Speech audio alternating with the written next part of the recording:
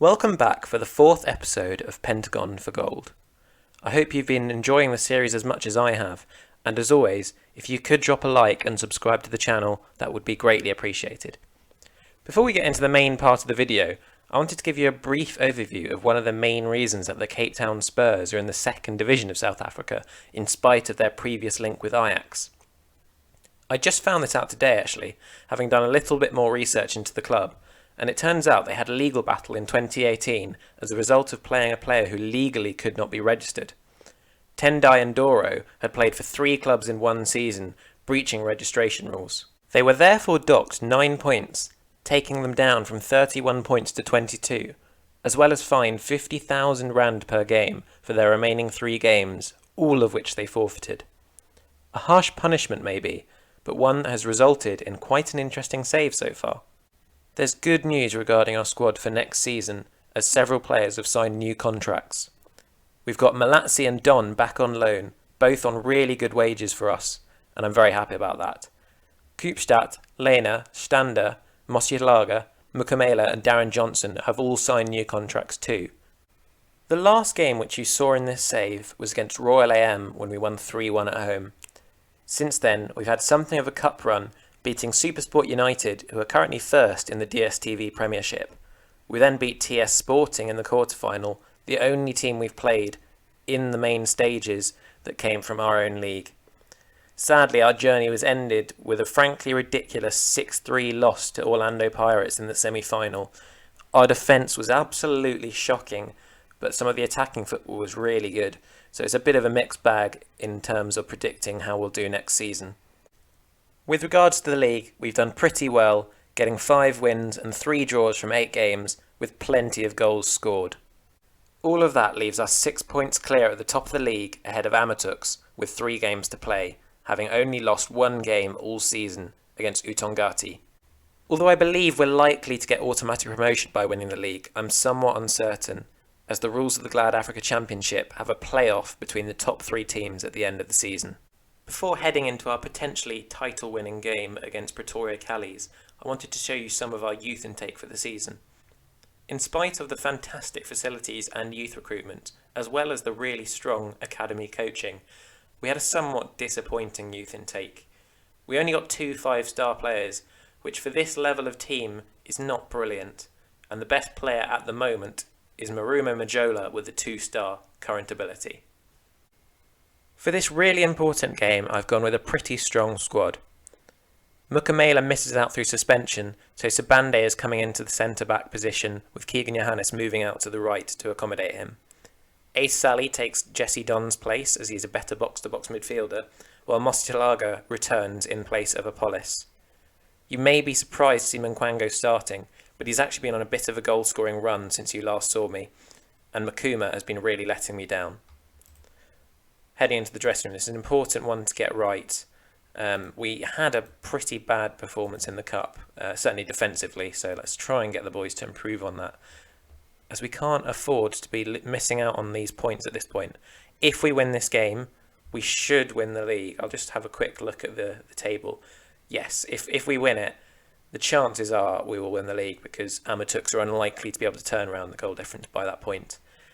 But if they can win as well, we won't see the title parade yet, so I'll probably show you the game that happens if we win here. In the meantime, we haven't created all that much. There's not been any chances at all so far this game, which is not particularly exciting. May have to have a chat with the boys at half-time.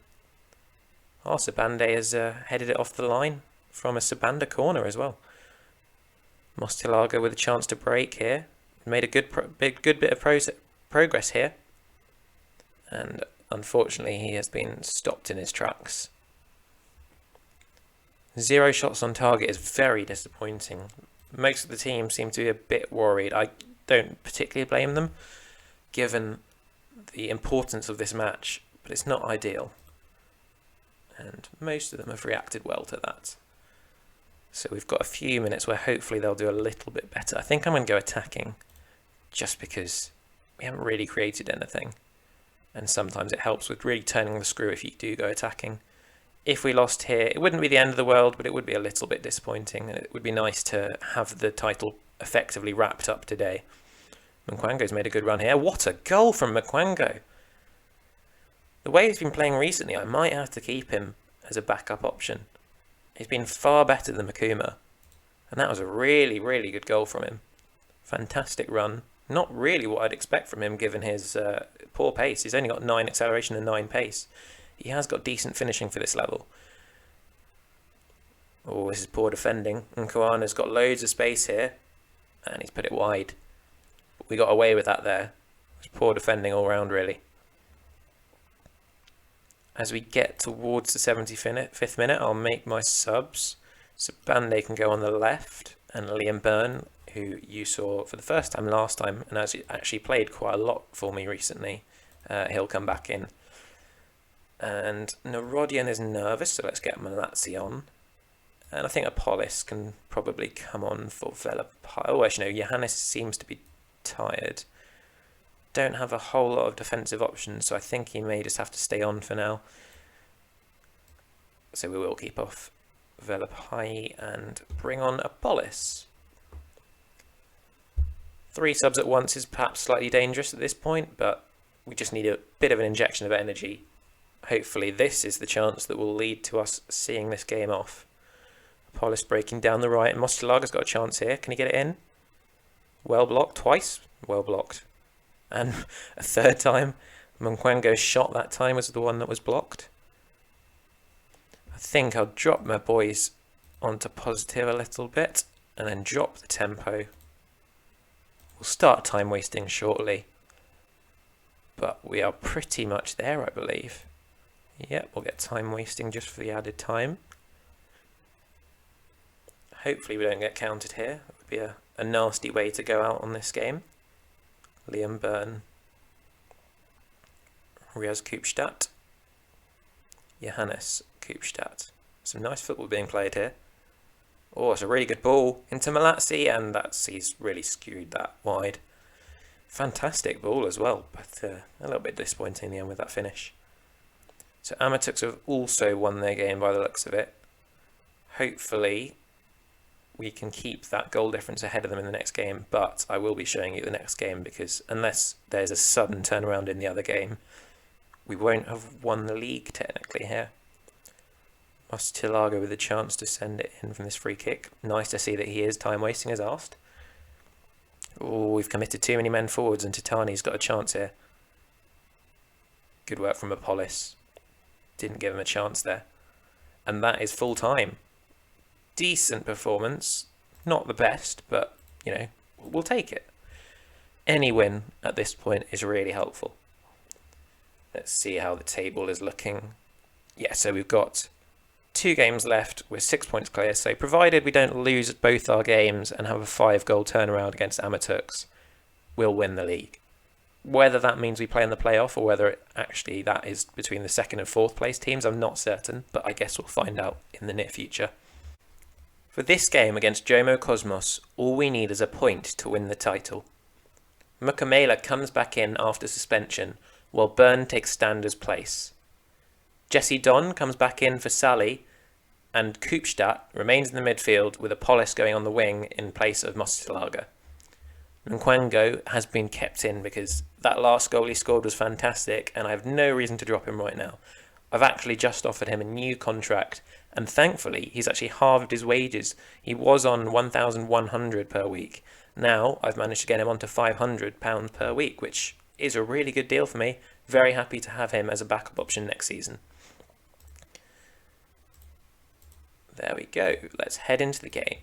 Hopefully this is the first time we see some silverware in this save. It's going to be difficult to do the Pentagon save.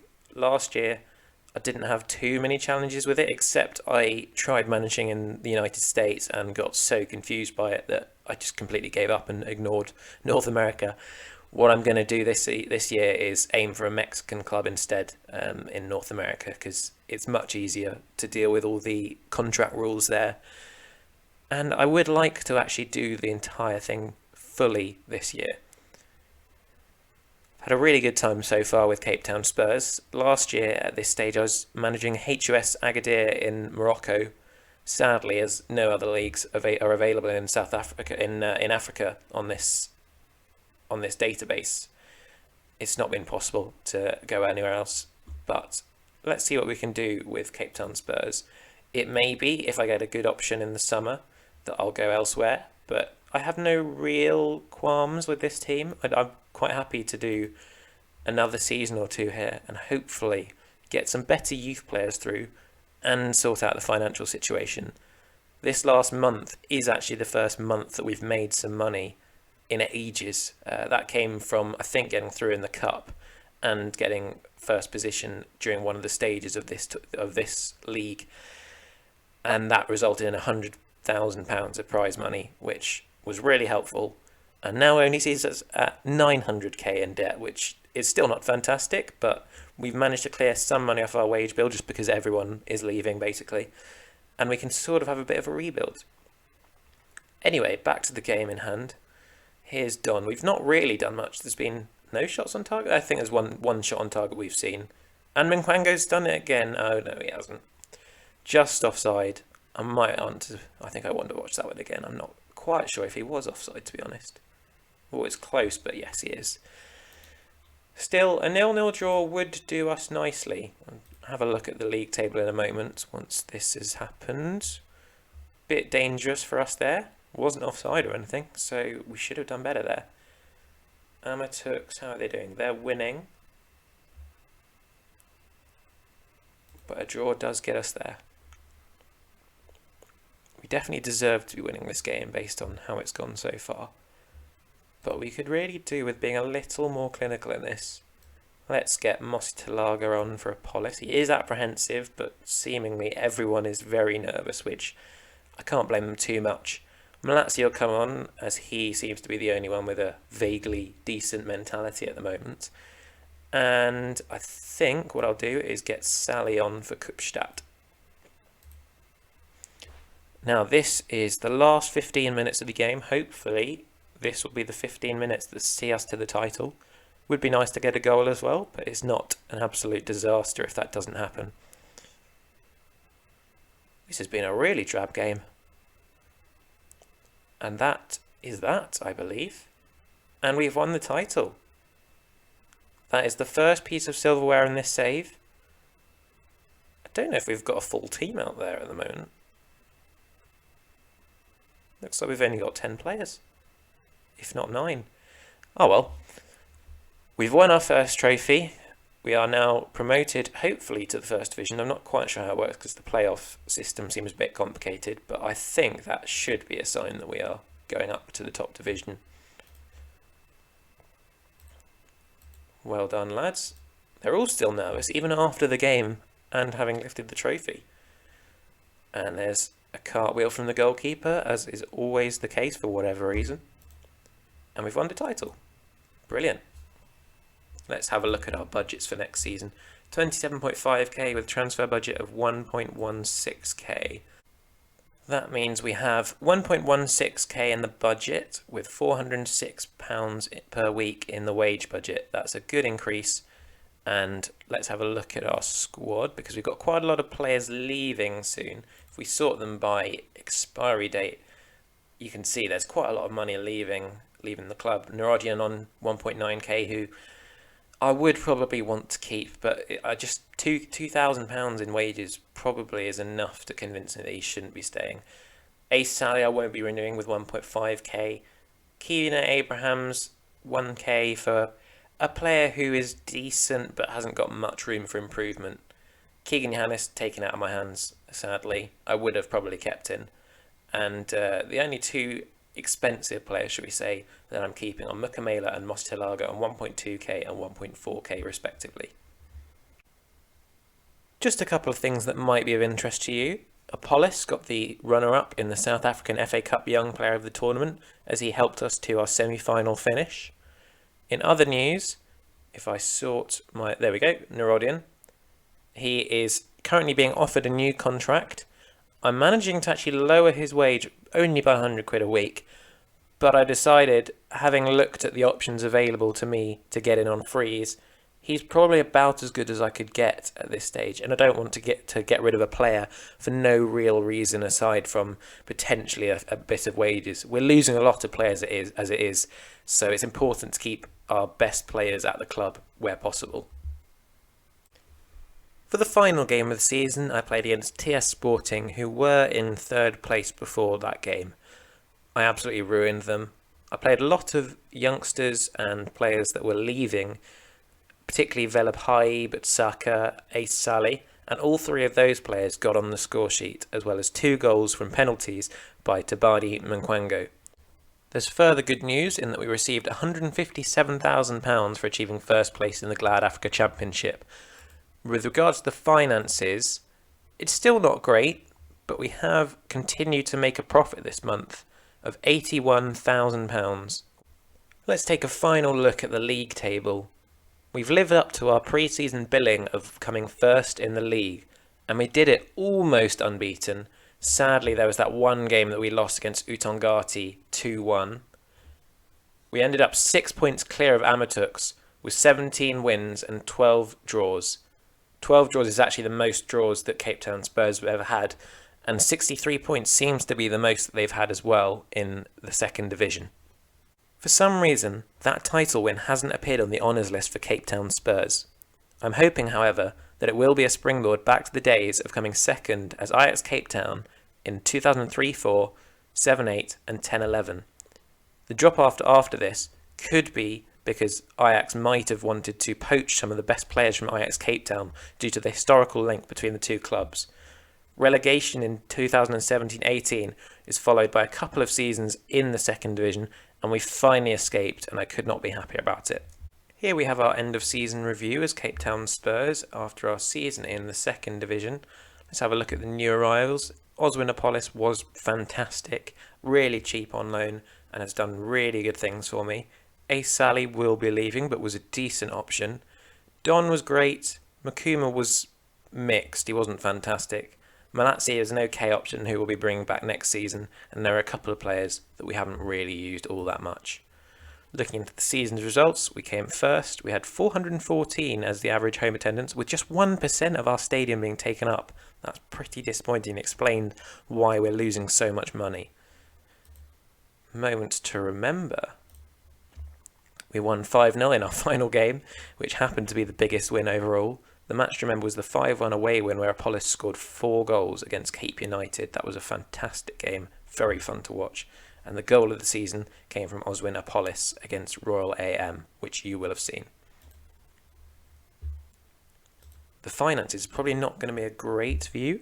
We've got 186k of sponsorship, 80k of broadcast revenue, 2k of corporate and hospitality, 282 competition prize money, that's decent for the level we're at, and 10k from matchday commercial and retail, which I really hope we can build up in the next year. Lining up, we've done good things with this lineup. I'd say Apollos probably usually played on the right if Velapai's played with him, but that looks like a pretty accurate team to me. Mkwango really did come into his own towards the end of the season. 13 goals from just 12 appearances, very impressive in the end. Looking at the accolades, I don't seem to have won anything myself, but Keegan Johannes is the fans player of the season and young player of the season too. Apollos got the goal of the season. Mkwango is top goal scorer, Nerodian the most assists, and Keegan Johannes again with the most player of the match awards. We've got quite a lot of records on the right, but I suspect that's just because the club doesn't really have much history. Velapai will go down as the youngest player. I don't know how long that will last for, but he has been fantastic for me and I'm really sad to see him go. History in the making. We've done pretty well this season and we are going up, so winning the title does guarantee that we go up to the top division, and I'm quite excited for that. As you can see, the record high points total, we've won the league there. Let's see what's happening. Finish in the relegation playoff, so we've got our work cut out for us next season. Hopefully we can avoid the relegation playoff entirely. We do need some more team leaders because it's not ideal.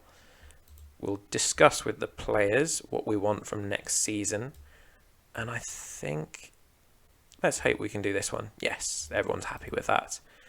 I never bother with promises at this point. It's just I don't want to make the wrong promise and upset my entire team. The squad's now on an end of season break.